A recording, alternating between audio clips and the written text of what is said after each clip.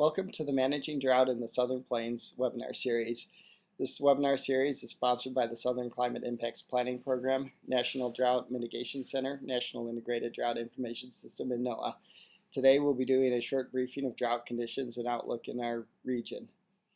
We're going to begin with looking at the U.S. Drought Monitor Map, and this is a national depiction of drought conditions in the country.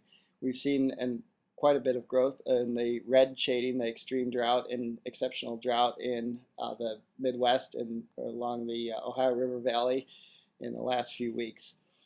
And we can see quite a bit of expansion across the whole country. Drought now is at its maximum level that's been seen in the last several years. Here in our region, we have seen growth of the extreme drought up in Kansas and especially in Arkansas. Arkansas now has some D4 area of it, that's exceptional drought, which is about a 1 in 50 year occurrence across much of the state, as they've been suffering from a very dry spring as well as the dry hot conditions in summer.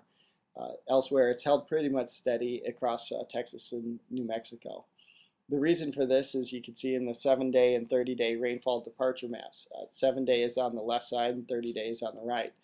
You'll see very little rainfall except a little bit in the Arklatex region and along the Ohio River Valley in the last 7 days, and you'll see some fairly good precipitation over last month along the Gulf Coast and on into southern Texas.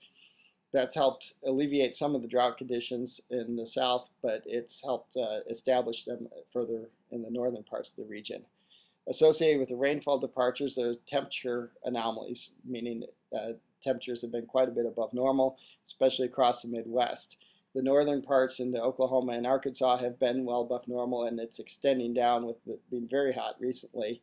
In the south, it hasn't been quite so warm as Texas has actually been fairly cool associated with some of the rainfall in the last 30 days.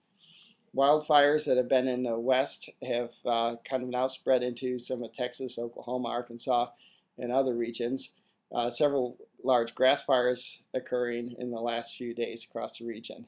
And the outlook going forward looks like we're going to continue the pattern at least for the next few days with really no chance of rain in Oklahoma or Texas, a little bit along some of the periphery of the region as the high pressure system is settled in across our region for the remainder of the week.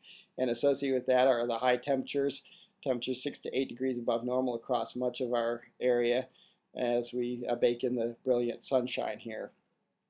And this pattern is expected to remain somewhat in place for the next couple of weeks. The temperature pattern shifts a little bit with the heat to the west for the next in the next week or so as the high pressure moves over that way, but still very little chance of rainfall across the area.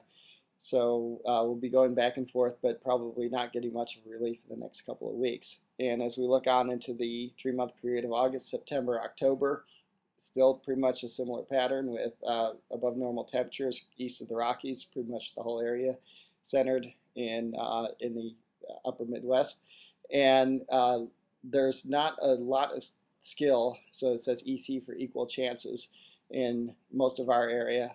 Pretty good signal for below normal rainfall up in around Illinois and above normal along the Gulf Coast and with the monsoon in Arizona and into parts of New Mexico. But for our area, it's not a clear signal whether it'll be wet or dry. And this is reflected in the U.S. Drought Outlook, which shows persistence of drought across most of the country. You can see a little bit of improvement perhaps along the Gulf Coast associated with the rains expected with tropical environment in the summer, and with the monsoon shows up very clearly out into Arizona and some surrounding areas, New Mexico, Colorado especially, will hopefully pick up some relief. And this and other information is available from a lot of different sources and our partners. The U.S. Drought Portal, the NIDIS Drought Portal, drought.gov, has much of the information you can use for monitoring drought conditions.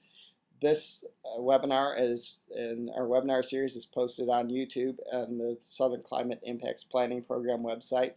And we invite you to please look at any of these resources and contact us if you have any questions.